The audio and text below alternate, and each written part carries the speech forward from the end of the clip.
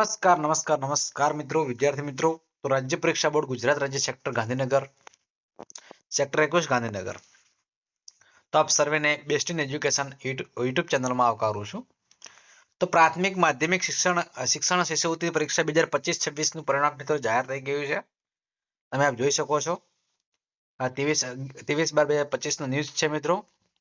એની અંદર વાત કરીએ આપણે તો 42 થી 35% માર્ક્સ મેળવ્યા વિદ્યાર્થીઓ તમે જોઈ શકો છો. પીએસસી ની 54,607 છે.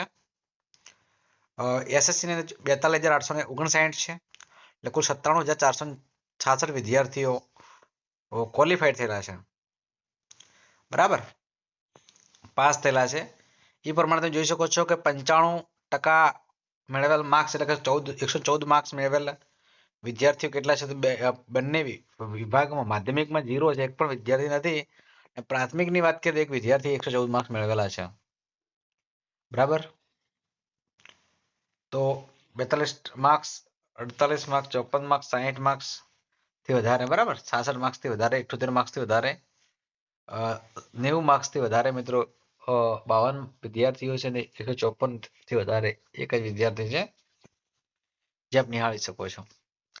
તો મિત્રો હવે પાસિંગ માર્ક્સ આપણને ખબર છે કે મિત્રો 42 ગુણે પાસિંગ છે 35%. બરાબર, તો આનો મિત્રો કઈ રીતનું મેરિટ પડશે એની પણ આપણે જરા ચર્ચા કરી લઈએ. ક્વોલિફાઈડ ઉમેદવારો પ્રાથમિક શિક્ષણ શિષ્યવૃત્તિ તાલુકા વાઇઝ રાજ્યના કુલ કોટા 1000 માધ્યમિક શિક્ષણ શિષ્યવૃત્તિ પરીક્ષા એસએસસી તાલુકા વાઇઝ રાજ્યના કોટા છે 2900 છે.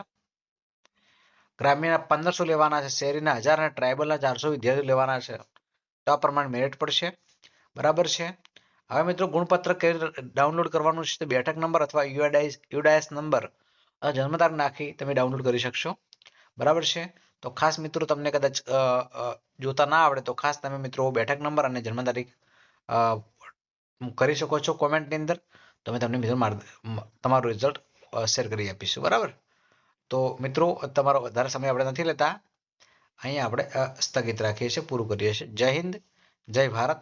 ચેનલ પર નવા હોય અને ચેનલને મિત્રો હજુ સુધી આપણે સબસ્ક્રાઇબ ન કરી હોય તો ચેનલને મિત્રો હજુ સબસ્ક્રાઇબ કરી દેજો.